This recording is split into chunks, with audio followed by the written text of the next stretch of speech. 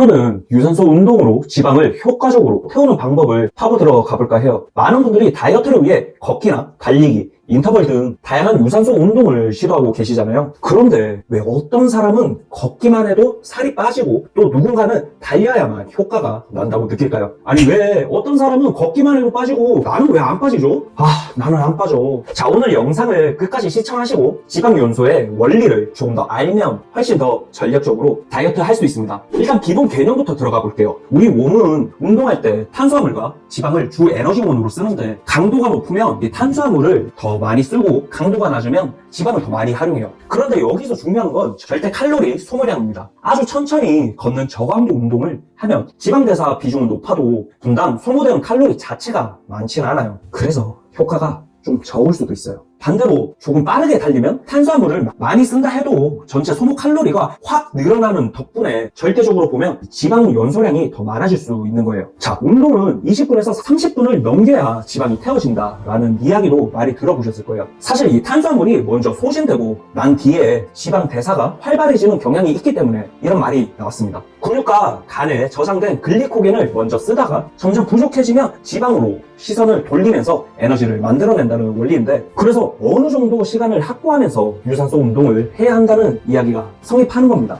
예를 들어서 체중 65kg에 12%인 분이라면 체지방만 해도 7만 칼로리 가까이 저장되어 있다고 해요. 이 정도면 물만 있어도 한 달 가까이 버틴다는 말이 가장이 아니라는 겁니다. 그럼 실제 생활에서 이 원리를 어떻게 적용할까요? 쉬운 방법 중 하나가 바로 심박수를 체크하면서 운동 강도를 조절하는 거예요. 우리 몸이 최대 심박수의 60에서 80% 구간에서 지방을 가장 효율적으로 쓴다는 연구들이 많이 있거든요. 예를 들어 나의 최대 심박수가 190이라면 대략 114에서 150 정도를 유지하는 게 지방 연소에 효과적이라고 볼 수 있는 거죠. 그래서 러닝머신 속도를 너는 5로 해야 돼, 아니 너는 7로 해야 돼, 이렇게 하계적으로 말하기보다는 결국 내 심박수를 확인하면서 운동해야 가장 정확하다는 결론이 나옵니다. 자, 그런데 정말 다양한 의견이 있어요. 그 중에서도 공감이 많이 된 5가지 이야기를 함께 나눠볼게요. 첫 번째는 칼로리 관점만 보면 공복 유산소가 좋지만, 하지만 이 호르몬 관점에서 식사 후 걷기가 혈당 스파이크도 줄이고 인슐린 분비도 줄여서 장기적으로 보면 살이 덜 찐다는 의견이에요. 실제로 식사 후 10분에서 30분 정도의 가벼운 산책이 혈당 조절에 도움이 된다는 연구가 있죠. 그래서 단 하나의 정답이라기는 보다는 공복 유산소가 잘 맞는 사람도 있고 식사 후 걷기가 생활 패턴에 맞는 분도 있으니까 본인이 가장 꾸준히 할 수 있는 방법을 선택하시면 돼요. 두 번째는 체중 감소가 목적이시라면 트레드밀 속도를 7 정도 놓고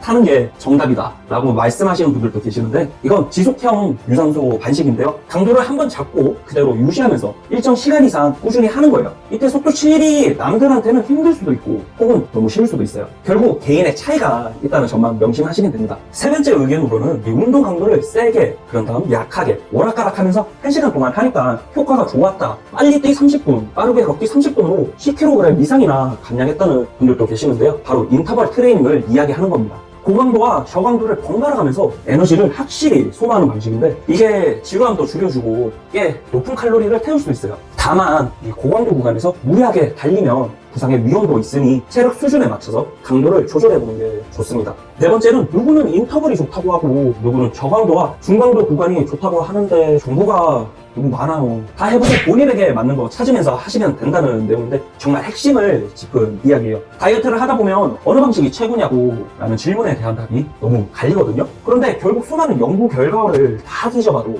개인차가 가장 크다는 게 결론이에요. 스스로 시도해보고 몸이 잘 반응하는 걸 꾸준히 하는 게 가장 확실한 방법입니다. 다섯 번째는 웨이트가 끝나고 20분만 유산소 하는데 활성산소가 걱정이시라는 분들도 계시는데요. 인터벌을 해도 괜찮을까라는 의견이에요. 고강도 운동이 활성산소를 증가시키긴 하지만 우리 몸에는 항산화 시스템도 있고 적절한 회복과 영양 섭취를 해주면 사실 크게 문제될 거는 없다는 게 보통의 시각입니다. 너무 극단적으로 고강도는 나쁜 것은 아니니까 무리하지 않은 선에서 운동을 하고 충분히 쉬고 과일이나 채소 같은 항산화 식품을 잘 챙겨 먹으면 큰 문제는 없습니다. 사실 결국 한 가지로 기회를 듭니다. 유산소 운동으로 효율적으로 지방을 빼려면 일정 강도 이상으로 충분히 지속해야 하면서 본인에게 맞는 루틴을 찾는 게 중요합니다. 맨날 꼼수를 찾거나 하루 10분만 해도 5kg가 빠진다 같은 자극적인 문구에 혹하지 않은 것이 좋아요. 실제로 긴 시간 혹은 적절히 강도를 섞어가면서 꾸준히 해야 지방을 많이 태울 수 있습니다. 그렇다면 실천 방법은 어떻게 해야 할까요? 가장 간단한 거는 심박수 모니터링이에요.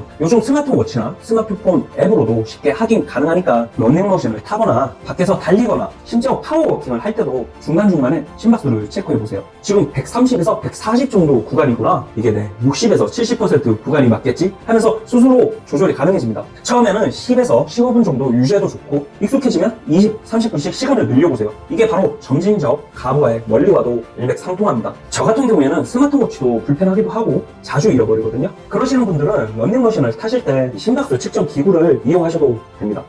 또 하나, 유산소 운동만 주거라 해서는 한계가 있어요. 한계 식단을 조금만 조절해주면 체지방 감량 속도는 훨씬 빨라지겠죠. 단백질 섭취량을 늘리고 정제 탄수화물은 가급적 줄이면 더 큰 변화를 느끼실 거예요. 실제로 웨이트 트레이닝과 유산소를 병행해서 기초 대사량을 높이면서 식단도 어느 정도 신경 쓰면 일석이조 효과가 나겠죠. 정리를 해보면 지방 연소를 최대로 하고 싶다면 자신의 심박수를 60에서 80% 구간을 적절히 유지하거나 인터벌 트레이닝으로 짧고 굵은 고강도 구간을 섞어 가시거나 식사 후 가벼운 산책으로 혈당 스파이크를 줄이시거나 본인에게 맞는 방식으로 꾸준히 실천하고 식단과 휴식을 보조적으로 잘 챙기는 게 핵심이라고 할 수 있습니다. 어떤 방식이든 본인이 지치지 않고 꾸준히 할 수 있는 걸 택해야 오래 갑니다. 걷기가 편한 분들은 천천히 걸으면서 1시간 이상 투자해서 꾸준히 가도 되고, 시간이 없어 빠른 감량을 원하면 인터벌 트레이닝처럼 밀도 있게 시간을 쓸 수도 있습니다. 이 얘기는 누구 말이 맞다는 게 아니라 내가 잘할 수 있고 오래 할 수 있는가에 더 중요한 포인트예요. 그러면서 다양한 시도와 실패를 경험하고 다시 도전하면서 자기 객관을 높여가다 보면 자신의 가장 적합한 운동 방식을 찾을 수 있습니다. 마무리할게요. 요약하자면 꼼수는 없어요.